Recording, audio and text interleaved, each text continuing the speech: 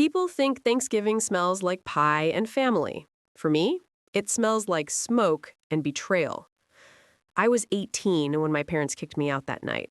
My mother's pearls clinked against her wine glass when she said it, like every word deserved applause. "Sarah," she told me, voice dripping with practiced pity, "you need to be realistic. You're not like your sister. You're sick. You'll never handle college or a career. You'll just drag us all down." My father didn't even look up from carving the turkey. "Your sister deserves the future, not you." Just like that, like my existence was a bad investment. My fork slipped from my hand and hit the china, loud and final. My sister, Chloe, didn't meet my eyes. She just twirled her perfect blonde hair and said softly, "It's for the best, Sarah." I wanted to scream, but I didn't. I stood up, grabbed my coat, and walked out into the freezing Chicago night. No money, no place, just my backpack and a heart that wouldn't stop shaking. You ever feel the world collapse quietly? Like no one even notices the noise you make when you fall? That was me, 18, homeless, sitting behind a gas station with a trash bag of clothes and a stomach full of air. I'd been sick for months. Autoimmune something? Doctor still didn't have a name for it. All I knew was the fatigue hit hard and my parents called it drama. So when they said I was a burden, I almost believed them. Almost. But here's the thing about hitting bottom. You start hearing the truth louder than the lies. Mine whispered, "They don't get to decide your ending." I crashed at a women's shelter that week. Concrete floors, flickering lights, but at least it was warm. The lady who ran it, Miss Rosa, had the kind of eyes that saw through your excuses. "You can cry tonight," she said, handing me a blanket.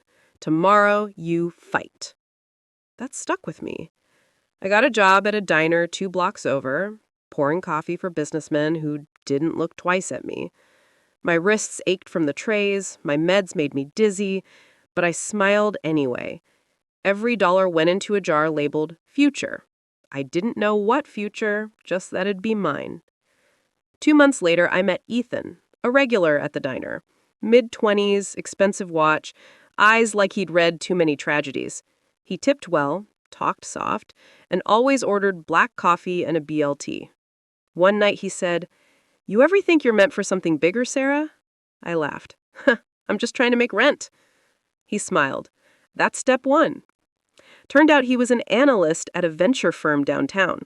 He saw me scribbling numbers on napkins during breaks. I'd always been obsessed with patterns, business models, how people move money. He asked if I wanted to learn. I said yes. Ethan became my crash course in capitalism.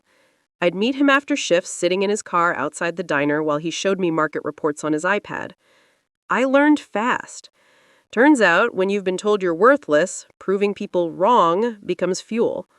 Within 6 months, I'd taken online business courses, saved enough for a laptop, and landed a receptionist gig at a small consultancy. I worked 10-hour days, studied nights. Coffee replaced sleep. The same parents who called me useless hadn't called once. But Chloe, she'd post photos of her life at Northwestern University. New car, designer bags, champagne. Sponsored by my parents' pride. By year 3, I'd climbed from receptionist to junior analyst. My boss, Avery, noticed my obsession with numbers. "You think like a shark," he told me. "You see holes in deals before they bleed." I didn't tell him that's what being abandoned teaches you. You spot lies before they finish forming. My life started to look like something I'd built, not borrowed. I got a small apartment downtown. Nothing fancy, but mine. I could finally breathe without fear. Then one day, Avery dropped a folder on my desk. "I'm moving up to partner," he said. "You're taking my spot." That was the first time I cried at work. Promotion meant more money than I'd ever seen. Health insurance that covered my treatments. And finally, proof that the girl they'd thrown away could rise. But I didn't post about it. I didn't call my parents. I wanted silence to be my revenge. Fast forward 2 years, Avery and I co-founded a private equity firm called Vanguard Rise. The name was his idea, but the fire behind it was mine. We specialized in turnaround investments, companies people thought were too broken to save. Fitting, right? By 24, I was managing 8 figures in assets. By 25, Forbes called me the girl who built an empire from ashes. I didn't reply to the interview request. I still wasn't ready to show my face. Then, one October morning, my assistant buzzed me. "Sarah, there's someone here to see you, says it's urgent." I said, "Tell them I'm in a meeting." She hesitated. "She says she's your sister." My stomach dropped. Chloe. I hadn't seen her in 5 years. She walked into my glass office like a ghost from a cleaner world. Chanel coat, crocodile bag, fake smile. "Sarah," she said, like we were still sisters. I stayed seated, calm. "You found me." "Of course I did," she said. "You're kind of a big deal now." "So I've heard." She bit her lip. "I need a job." The room froze for a heartbeat. "A job?" I repeated. "Our parents said you run some big firm. I got laid off. They said maybe you could help me out." Help her out. Those words, it was like Thanksgiving all over again. The pity, the entitlement, the selective memory. I smiled politely. "We can discuss your qualifications." She blinked. "Wait, you're serious?" "Very." What she didn't know was that we had just acquired her former employer, a fashion tech startup collapsing under debt. I now owned the company that fired her. Fate? Karma? Maybe both. I told her to come in for an interview the next day. She agreed, still smug, thinking this was charity. That night, I sat alone in my apartment overlooking the Chicago skyline. My reflection shimmered in the glass. Older, sharper, unrecognizable from the girl who left with nothing. But under all the power, I still felt the ache. The scar of being unwanted doesn't fade. It just grows armor. Still, a part of me wanted to see if redemption was real. Maybe I could forgive. Maybe she'd changed. Maybe not. The next morning, she walked into my firm in a designer suit, holding her resume like it was a ticket to heaven. My assistant looked confused. She didn't know the history. I led Chloe into the conference room, glass walls framing the Chicago skyline. "So," I said, crossing my legs, "why do you want to work here?" "Because," she said, flipping her hair, "I know I can bring value to your brand. I've always had a good eye for presentation. You know, like when we were kids, I was always the one who had to help you dress up for dinner." "You mean when you laughed because I couldn't afford makeup?" She froze. I smiled. "Don't worry. I've learned since then." You know that feeling when your stomach drops before a storm hits? That's what I felt the next morning when my receptionist said, "Sarah, there's a couple downstairs claiming to be your parents. They're asking for you personally." My hand froze halfway to my coffee. I hadn't said those words, "my parents," out loud in 5 years. I told her, "Send them up." My voice didn't even shake. It should have, because seeing them again wasn't closure, it was corrosion. They walked in like they owned the place. My father's cologne thick with arrogance, my mother's heels clicking like judgment. "Sarah," she said, arms out. "Oh, honey, you look successful." I just stood there, every muscle locked. "What are you doing here?" My father smiled like a politician. We were in the neighborhood. Right, the neighborhood of my skyscraper office overlooking Michigan Avenue. "You don't just stop by Chicago's financial district like it's Starbucks," I said flatly. My mom tilted her head, fake sympathy painted across her face. "We just wanted to see you. It's been years." "Whose fault is that?" I asked. "Sarah, please," she sighed. "You're still holding on to that Thanksgiving? We were doing what was best for everyone." "You mean what was best for Chloe?" My father's jaw tightened. "Watch your tone, young lady." And there it was, the same voice that had made me feel like nothing. I smiled, calm and controlled. "I'm 25, not 12, and this is my office. So, again, why are you here?" My father's smile faltered, just a little. "We need your help." I almost laughed. "Let me guess. Financial help. He cleared his throat. Your mother's medical bills have been extensive. I thought you said I was the sick one, I said, ice in my tone. Well, he started, but my mother cut in quickly. Sarah, please, we're not asking for much, just a little support until we get back on our feet. And what happened to your other daughter, the golden child? I asked. Chloe can't help, she said. She's struggling too. You mean she got fired? My father's eyes flicked up, surprised I knew. You've been in touch? I leaned back in my chair. She applied for a job here, yesterday. My mother smiled faintly. Oh, that's wonderful. You'll take her on then. We'll see. My father leaned forward. Sarah, she's your sister. And I was your daughter. Silence. Thick and heavy. My mom looked around the office like the walls could rescue her. You've done well for yourself, she said finally. Must be nice to forget where you came from. Oh, I remember exactly where I came from. It's the reason I'll never go back. When they left, I sat there shaking. Not from weakness, from anger.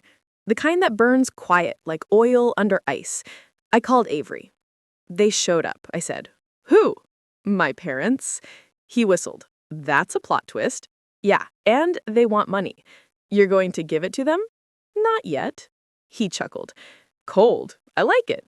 It's not cold, I said softly. It's closure with interest. That week, I threw myself into work. Numbers made sense. People didn't. But something about seeing them again cracked something open inside me.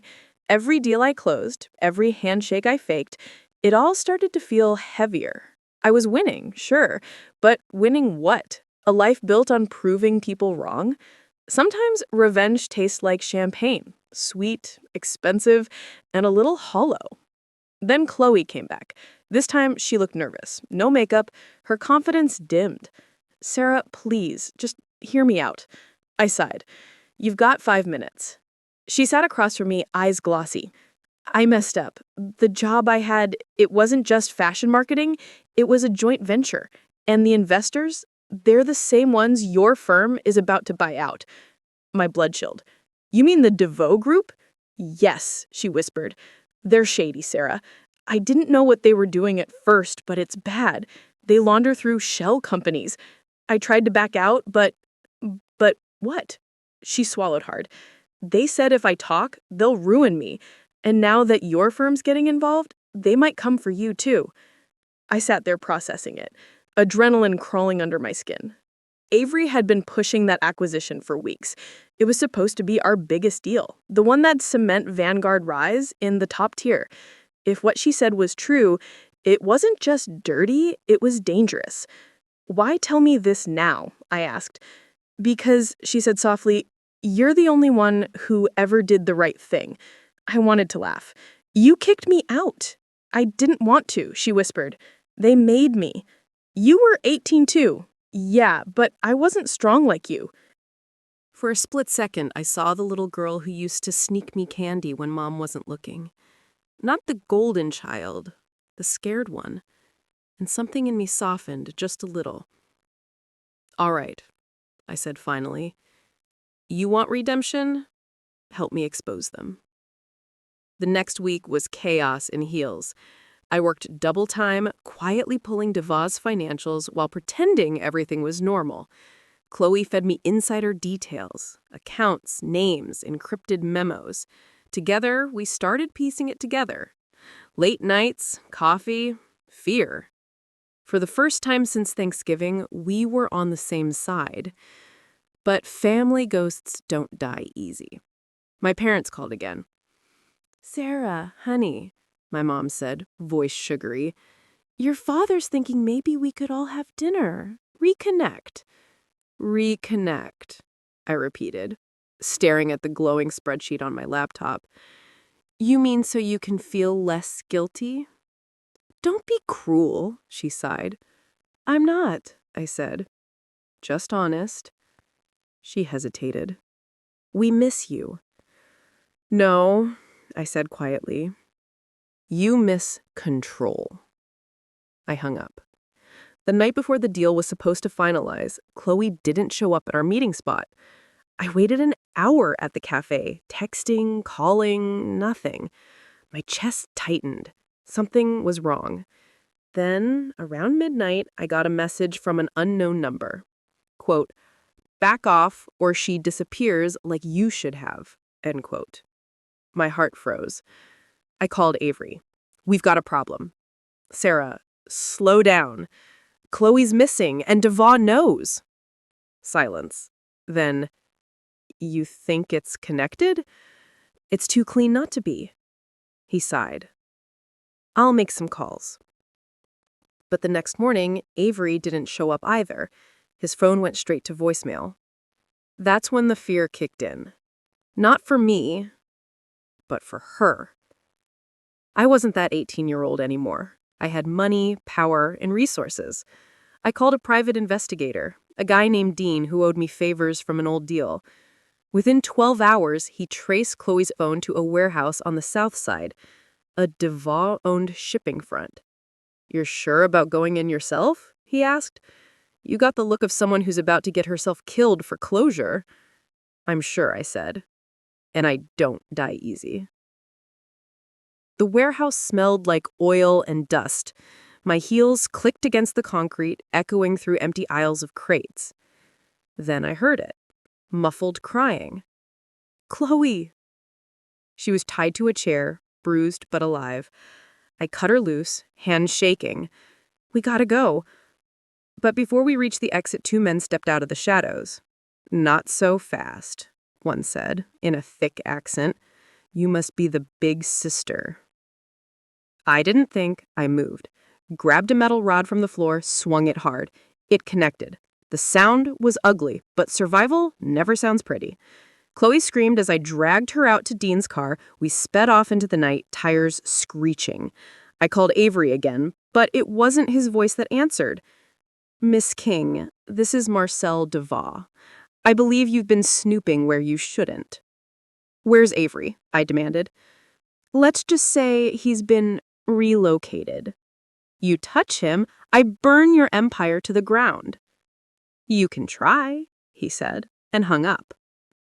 That night, I couldn't sleep. Chloe was safe at my apartment, shaken but alive. I sat by the window, city lights reflecting on the glass like ghosts. Everything I'd built, my firm, my success, my walls, felt fragile now. Like one bad move could take it all. But fear's funny. It doesn't paralyze me anymore. It focuses me. They wanted to teach me my place. They forgot I own the board. The next morning, I called an emergency meeting with my legal team. We're pulling out of the Devon acquisition, effective immediately. "Sarah," one of the partners warned, "that'll cause a PR nightmare." "Better a nightmare than a funeral." "You can't just walk away. Contracts." I cut in. "Let them sue. I've got proof of their crimes." By noon, every headline in Chicago's financial circuit was screaming, "Vanguard Rise withdraws from $300 million Devon deal amid allegations of fraud." Investors panicked, but I didn't. I sat in my office, steady, because for the first time, I wasn't running from my past. I was weaponizing it. That night, Chloe hugged me for the first time in years. "You didn't have to save me," she whispered. I did. Because once, nobody saved me. She cried. I didn't. My tears had turned to resolve years ago. I got a call from a blocked number. "You made a mistake," Marcel said coldly. "You could have had everything." "I already do." And I hung up. When I walked home that night, Chicago's cold wind bit up my face, but it felt cleansing. I looked up at the skyline, the same city that had once chewed me up, and whispered, "Not this time." But just when I thought I'd finally outrun the ghosts, the past came knocking again. This time, not as enemies, but as victims. And the person at my door that night wasn't Devon. It was my father. And he was crying. I never thought I'd see my father cry. Not once in my entire life. But there he was, standing at my apartment door at 2 a.m., soaked from the November rain, shaking like a man whose world had just imploded. His voice was rough when he said, Sarah, I didn't know where else to go. For a second, all I could do was stare. Every memory of him, the shouting, the slammed doors, the way he told me I was a mistake they couldn't afford, came rushing back. But something about seeing him that broken stopped me from slamming the door. "You've got 5 minutes," I said flatly. He stepped inside, dripping water on my marble floor. His clothes were rumpled, his once perfect hair a mess. "She left. Your mother. She took everything." I folded my arms. "You mean the woman you chose over me?" "Sarah, please," he said, voice trembling. "She emptied our accounts, sold the house. I came home and everything was gone." I raised a brow. "You're surprised? She's always been transactional." His jaw clenched. "You sound just like her." "No," I said quietly. "I sound like the woman you raised to survive you both." He sank onto my couch, head in his hands. "I've lost everything." "Not everything," I said. "You still have your pride. Or what's left of it." He looked up at me then, eyes bloodshot. "Sarah, I made mistakes." "You think?" "No," he said sharply. "You don't get it. I believed what your mother said, that you were weak, that you'd never make it without us. But look at you." He gestured around the room. Floor-to-ceiling windows, designer furniture, a skyline that sparkled like revenge. "You proved us wrong." "No," I said coldly. "I proved me right." He tried to smile, but it broke halfway. "I'm sorry," he whispered. 2 words I'd waited a lifetime to hear, and they landed like glass on concrete. "You don't get to be sorry now. You don't get to walk in here and clean your conscience because you're broke." "It's not about money," he said quickly. "It's about guilt." I laughed, short and bitter. "Well, congratulations. You finally feel what you made me live with." He stood, pacing. "Sarah, I know I don't deserve forgiveness, but your mother, she's in deep with those devout people." My heart stopped. "What do you mean, in deep?" "She's been working with them for months. She helped funnel their money. They promised her a payout, enough to start a new life. But now that you've blown their deal, they're blaming her." I grabbed my phone instantly. "So she's running?" "No," he said softly. "She's hiding." "Good," I snapped. "Let her." "Sarah, they'll kill her." I froze. The words hung in the air like smoke. "She brought that on herself." "She's still your mother." "And I was still your daughter," I shot back. The anger burned through me like wildfire. But beneath it, underneath the fury and scars, something else stirred. That tiny piece of the old me that still wanted closure, not carnage. "Do you know where she is?" I asked finally. He nodded. "An old lake house, near Peoria. She called me 2 days ago, said she was scared." "Good," I said again, but my voice cracked. I should have let it end there. I should have closed the door, gone back to my empire, and forgotten her. But trauma makes you stupid sometimes. It convinces you that fixing the past will heal the wound. It doesn't. It just reopens it wider. By dawn, I was on the road with my father beside me, silent and small.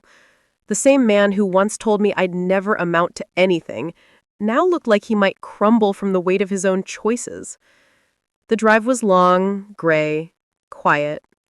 Just the hum of the tires and 1,000 unsaid things between us. "You ever think about that night?" I asked suddenly. He looked confused. "Which night?" "Thanksgiving. When you kicked me out." He swallowed hard.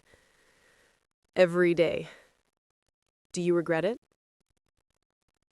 He stared out the window. "I regret listening to her. I regret thinking you were expendable." I didn't respond. Regret's cheap when it comes too late. When we reached the lake house, it was half collapsed, shutters hanging loose, weeds crawling up the porch. It looked like a metaphor for her, once polished, now rotting. My father knocked. No answer. He called out, "Ellen?" Silence. We stepped inside. Dust, broken furniture, empty wine bottles. Then a sound, a soft rustle from the bedroom. She was there, sitting on the floor, mascara smeared, phone clutched in her hand. "Sarah," she whispered when she saw me. "You came." "Don't flatter yourself," I said. "He made me." She laughed bitterly. "Of course he did." My father moved toward her. "Ellen, we need to go. It's not safe here." She looked up at him, eyes wild. "It's too late." I followed her gaze to the window and saw headlights pulling up outside. My heart slammed against my ribs. "DeVoe?" I whispered. My father went pale. "What do we do?" "Hide," I said. I grabbed my phone, hit record, tucked it into my jacket. Then I whispered, "Stay quiet." 2 men entered, dressed in black, guns at their sides. "Mrs. King," one said, in that same French accent I'd heard before, "you caused our employer quite the problem." My mother's voice trembled. "Please, I didn't tell her anything." "No," the man said, smirking. "Then why is she here?" They turned to me. Recognition flickered in his eyes. "Ah, the daughter." He lifted his gun slightly. "This is awkward." My father stepped in front of me. "She has nothing to do with this." The man smiled. "Oh, I think she has everything to do with this." Before I could blink, he swung the gun, not at me, but at my father. The shot ripped through the air, loud enough to shake the windows. My mother screamed. My father hit the floor. I dropped beside him, hands pressing uselessly against the blood. "No, no, no, no, Dad, stay with me." His eyes met mine, fading fast. "Sarah, don't let them win." Something inside me snapped. The fear, the guilt, the need to forgive, it all vanished. All that was left was fire. I grabbed the metal lamp beside me and slammed it into the gunman's face. He staggered. The second one aimed at me, but my mother lunged, screaming. The shot missed. I shoved her aside, grabbed the gun from the floor, and aimed. My hands were steady. "I should have stayed out of my life," I said, and fired. Silence. Smoke. Blood. My ears rang, my chest heaved, my world tilted. The man was down. My father wasn't breathing. My mother sobbed on the floor. And all I could think was, this isn't how I wanted justice. But maybe it's how it always had to come. Police sirens echoed in the distance. I dropped the gun and knelt by my father's body, tears finally breaking free. He looked peaceful now in a way he never had alive. My mother crawled to me, shaking. "Sarah, I didn't mean for any of this." I looked at her, eyes burning. "You meant every part that got you something. The rest was collateral." They took statements for hours. I told them the truth, or enough of it to stay free. Self-defense, recorded evidence, witness panic, it held. But the media didn't stop. Finance mogul linked to fatal shooting at Lake House. My PR team tried to spin it, but truth doesn't spin clean when it's soaked in blood. For weeks, I couldn't sleep. The nightmares came in flashes. Gunfire, rain, my father's eyes. But grief's funny. It doesn't break you all at once. It chips you down, slow and quiet. Then one morning, a letter showed up at my office. No return address. Just my name, written in my mother's perfect cursive. Inside was a single page. I've turned myself in. You deserve peace, Sarah. I never did. I didn't cry. I just sat there, staring at it until the words blurred. Peace. What a strange word. It doesn't mean forgetting. It means knowing it hurt and deciding it doesn't define you anymore. Weeks turned to months. The DeVoe investigation expanded, and thanks to the files I'd collected, half their board went down in federal indictments. Avery returned, battered, but alive. They let me go after you exposed them. You're a damn hurricane, Sarah. Maybe. But at least I blew the right things away. Chloe started working for me, this time officially. She rebuilt the firm's PR wing from scratch. We never became the sisters we should have been, but we became something better. Survivors who chose to stop the cycle. Every Thanksgiving since, I hosted dinner at my penthouse. For my team, for Chloe, for anyone who's ever been told they don't deserve a seat. I make the same pie my mother used to, only now it tastes like reclamation. Sometimes I stand at the window, city lights reflecting in the glass, and whisper, "You were wrong about me." To no one. To everyone. Because the truth is, pain taught me how to fight. Betrayal taught me how to build. And forgiveness? Well, that one's still under construction. But I'm not that scared 18-year-old anymore. I'm Sarah King, CEO, survivor, daughter of my own damn making. Just when I thought the past was buried with him, a letter arrived from prison, one that would make me question everything I believed about my family, my success, and the truth behind who I really was. The letter arrived on a Tuesday, folded too neatly to be casual. My assistant handed it to me during a board meeting, her expression hesitant. "It's marked confidential," she said quietly. I glanced at the envelope, plain, off-white, and familiar in the worst way. My mother's handwriting. The same cursive that used to scrawl grocery lists and apology notes she never meant. For a full minute, I just stared at it, the room around me fading to static. "You okay, Miss King?" one of the board members asked. "Yeah," I lied, slipping the envelope into my blazer pocket. "Let's adjourn." The moment the conference room cleared, I locked my office door, sat behind my desk, and ran my finger along the seal. It felt heavy, like the paper itself knew it was carrying ghosts. I opened it. Inside was a single sheet, lined, folded once. The handwriting was steady, but faint. "Sarah, I know you hate me. You should. But before you decide I'm just a monster, there's something you need to know. It's about your birth. About who you really are." My chest tightened. I read on. "You weren't supposed to be mine." I froze. My throat went dry. The words blurred. "You were born to someone else. A woman named Rebecca Lorne. She worked for your father's company. There was an accident during delivery.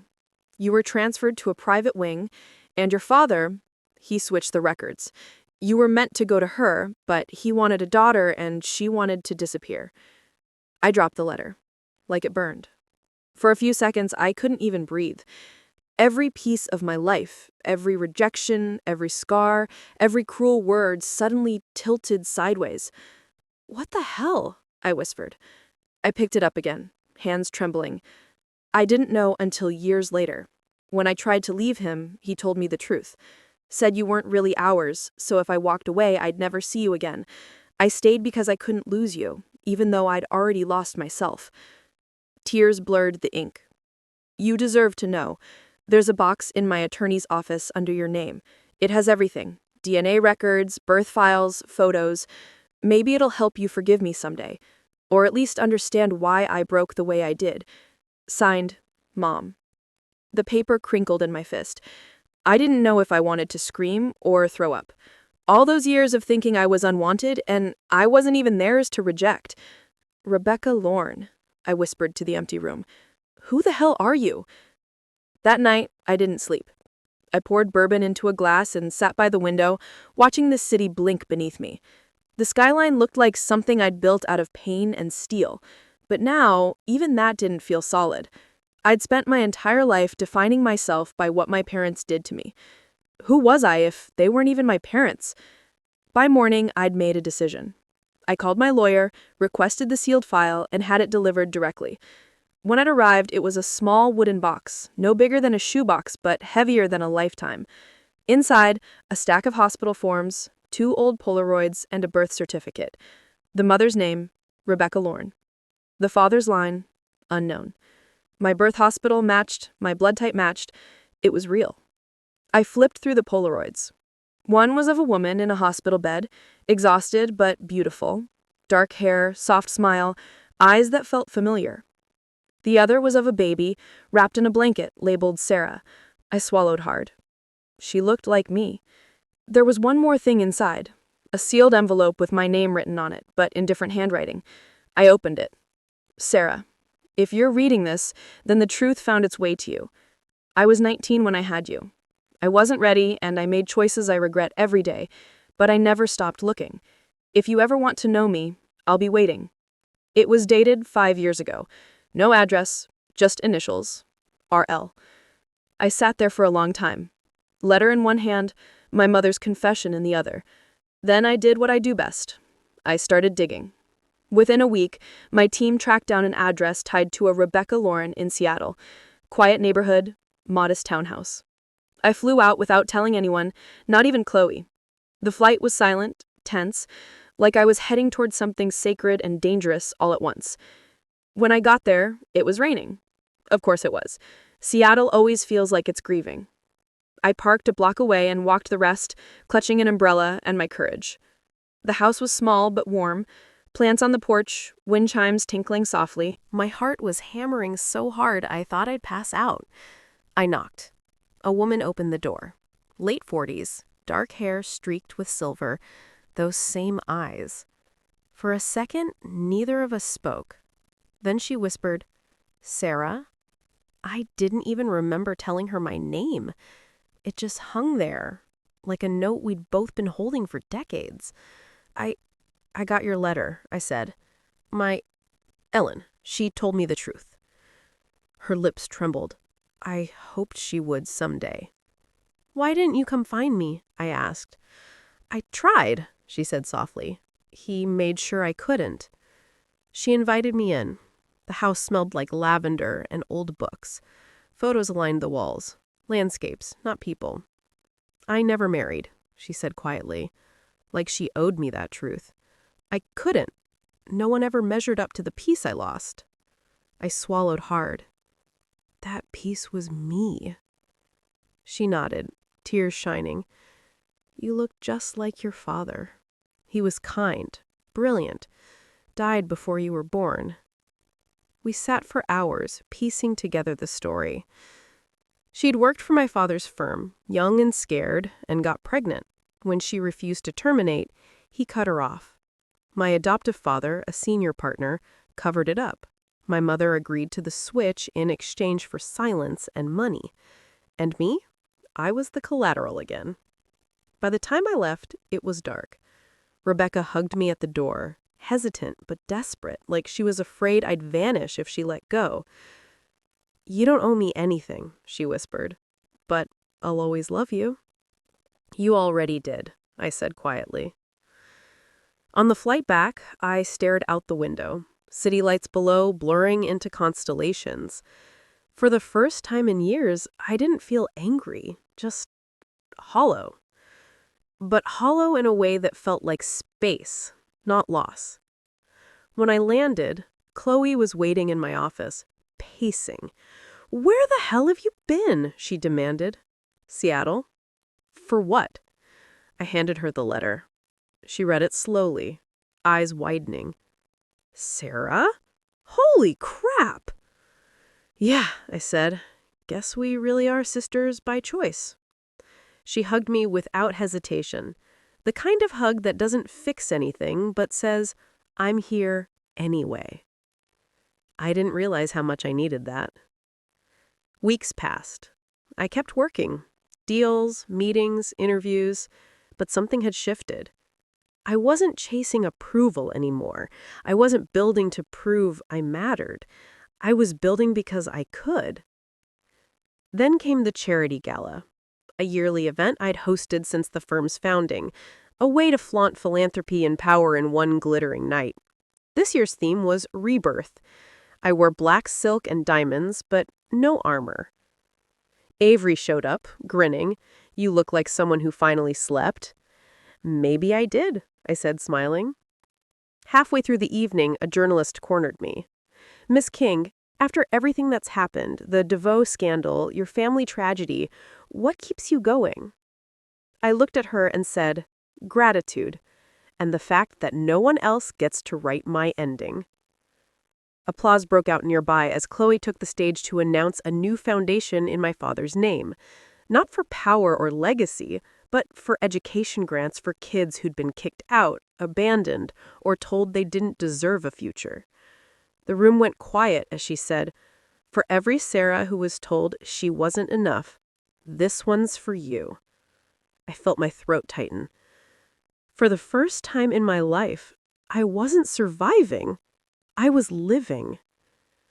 After the gala, I went home, kicked off my heels, poured myself a glass of wine, and sat on my balcony. My phone buzzed, a call from an unknown number. I almost ignored it, but something made me answer. Hello? Silence. Then a faint voice. Sarah? It's Rebecca. Hey, I said softly. You okay? I just wanted to say thank you, she whispered, for letting me see you, for not hating me. I smiled through tears. You gave me life. That's enough. We hung up, and I stared out at the skyline again, the same skyline that had once symbolized everything I had to prove. Now it just looked like home. But peace never lasts long in my world, because 2 weeks later, a package arrived at my office. A manila folder stamped with a government seal. Inside, one photo. My mother, Ellen, smiling beside a man I'd never met. The caption read, Rebecca Lauren's case reopened. The folder sat on my desk like a time bomb, its edges slicing into my nerves with every glance. My fingers hovered over it, trembling as if opening it might detonate everything I had rebuilt. Inside, a single photograph stared back. My mother, Ellen, smiling beside a man I didn't recognize. The caption read, Rebecca Lauren's case reopened. My stomach twisted. That wasn't just paperwork. It was a keyhole into everything I thought I'd buried. For hours, I traced the connections, flipping through the files like a detective chasing ghosts. There were men in suits too sharp, smiles too rehearsed, hands dipped in too many dirty deals. Government seals stamped the corners of every page. FBI memos, sealed affidavits, and names that echoed through the corporate halls I'd fought to dominate. Someone had spent decades burying tracks I didn't even know existed, and somehow I, Sarah King, was the center of it all. My adoption, my parents' cruelty, my abandonment, none of it was accidental. It was orchestrated, a web of money, power, and manipulation threaded through my life from birth. I felt the rage return, the same molten fury that had once driven me to build my empire, but this time it burned cleaner, sharper. Chloe tried to steady me. Sarah, you can't just dive into this head first, she said, eyes wide with worry. We need a plan. I shook my head, voice low and trembling. No, Chloe, I've been a puppet long enough. I want to know who's been pulling the strings. Within 24 hours, I activated every contact I trusted, lawyers, journalists, an ex-FBI investigator who owed me a favor. We pieced together the map, names, dates, transactions, bribes, and one figure stood out like a ghost wearing a crown. Mitchell Hargrove, a man with limitless wealth, political ties, and a talent for making people disappear. On paper, in life, in memory. He had orchestrated my adoption cover-up, manipulated my parents, and erased Rebecca's attempts to find me. And for years, I'd unknowingly built my career in the shadow of his empire. My first confrontation wasn't with him, though. It was with Ellen. She sat across from me in my glass office, clutching a teacup that rattled with her shaking hands. "Sarah, I didn't know how deep it went," she whispered, voice cracking. "You knew enough," I shot back, every word shaking with decades of betrayal. "You let them control me. You let them destroy me." She wept, the tears too late, too fragile.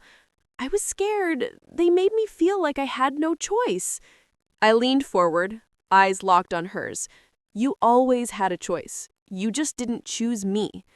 The silence that followed was heavier than hate. I walked out, leaving her with her ghosts. That night, I sat with Chloe in my office, the city glittering beneath us like a sea of secrets. "Mitchell Hargrove thinks he's untouchable," I said. "Let's touch him." We worked through the night, gathering evidence. Emails, wire transfers, signed directives. The trail was meticulous. Every file connected him to the falsified adoption network, political bribes, and fraud disguised as philanthropy. When the story hit national media 3 days later, it was explosive. The hidden architect of corporate adoptions, Mitchell Hargrove exposed by tech CEO Sarah King. The footage looped endlessly, my voice steady, my eyes cold, and my name now synonymous with justice and vengeance. But it wasn't enough. Hargrove still held power. So I flew to New York under an alias, walking straight into his penthouse, a palace of arrogance made of glass and gold. Security faltered when I flashed the forged credentials Chloe had arranged. And there he was, perfectly tailored, smirking like the devil's protege. "Sarah King," he said smoothly, "I was wondering when you'd finally come to thank me. After all, without me, you wouldn't exist as you do." I stepped closer, heels echoing like gunshots.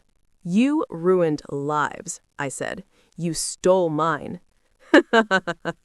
He chuckled. "No, I curated it. You're the result of pain, privilege, and precision. You should be grateful." I took out my phone and pressed play. The recorded call of his own voice laughing as he told my parents to keep the girl out of the way. His smirk faltered. "You think that's enough to destroy me?" he snapped. "I think it's enough to start," I said, pocketing the phone. "The rest is already in motion." His empire unraveled faster than I expected. Federal indictments, frozen accounts, public outrage. For once, the monster looked small. But I didn't gloat. I just left. I wasn't that broken girl anymore. I was the reckoning. That night, Chloe and I sat in my penthouse with champagne. "You did it," she whispered. "You took down the man who built your pain." I smiled faintly. No, I reclaimed it. The city stretched before me, a skyline I'd built brick by brick from every scar they gave me. For the first time, I felt peace. Raw, real, fleeting. But peace never lasts long in my world. Because when I finally thought I had justice in my hands, a private jet touched down at my building, carrying someone from my past I never thought I'd see again. And they had secrets that could undo everything I just won. I never thought I'd see him again. The moment I opened the door, standing on my penthouse balcony, jet black hair slicked back, expensive suit cut like armor, I froze. Alex Donovan. My first love, the man I'd buried beneath years of survival, betrayal, and corporate warfare. He smirked that same dangerous grin that once made my heart stutter and said, "Sarah King, you look untouchable."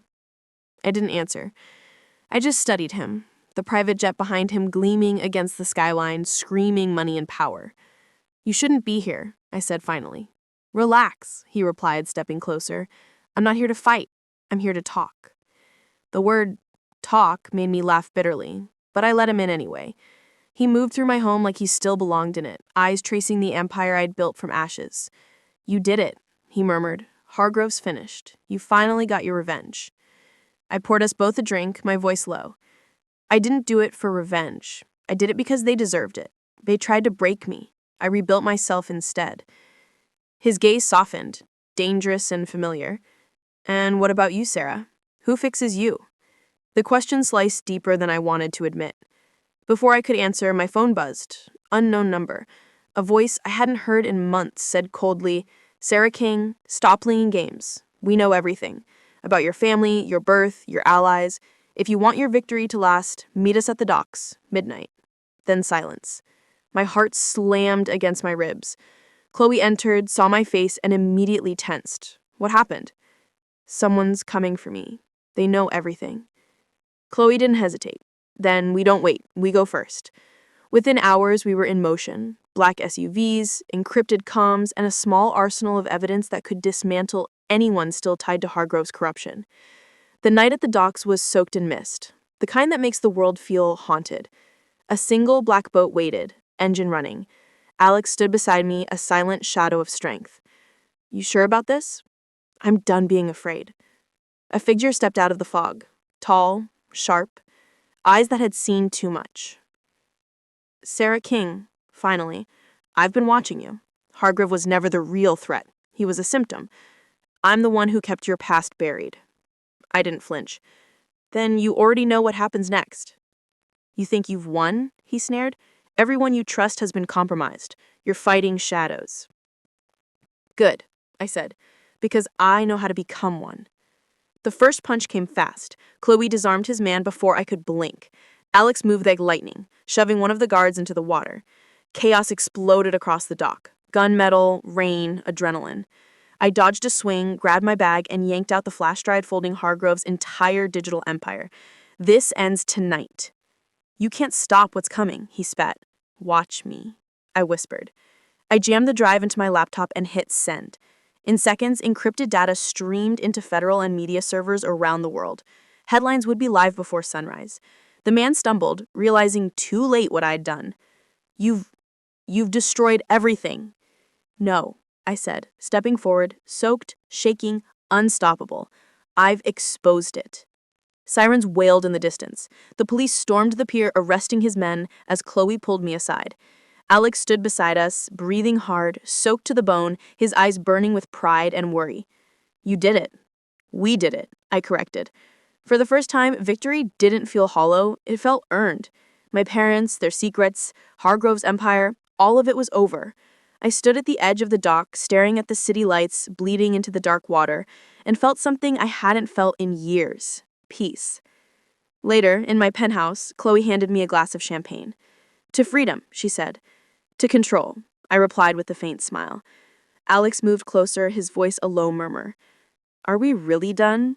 I looked out at New York, glittering like a living thing, alive with possibilities. "For now," I said softly. "But if there's one thing I've learned, it's that peace is temporary." He laughed quietly, brushing his fingers against mine. "Then we'll face whatever's next, together." For once, I didn't pull away. The skyline reflected in the glass, sharp and endless. I had faced betrayal, manipulation, and the kind of darkness that makes people forget who they are. But I hadn't just survived, I'd conquered. I was Sarah King, and my story wasn't written by anyone else anymore. Because even in victory, I knew the world was full of shadows, and some secrets weren't done with me yet. But for the first time, I had the power to face them on my terms.